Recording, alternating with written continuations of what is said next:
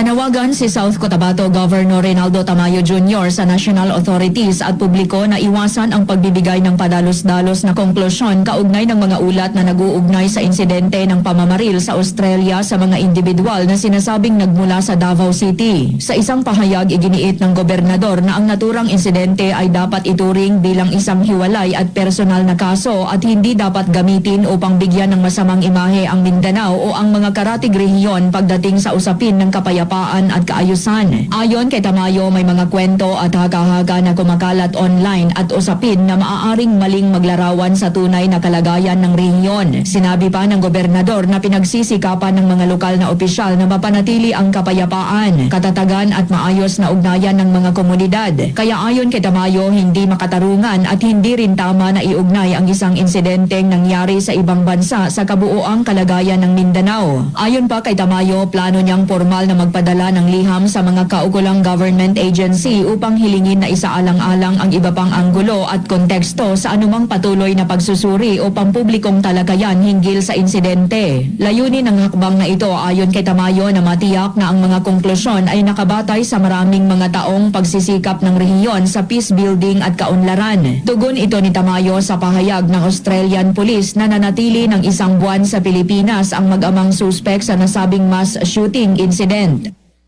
Kimberly Bandoy, NDBC Bida Balita.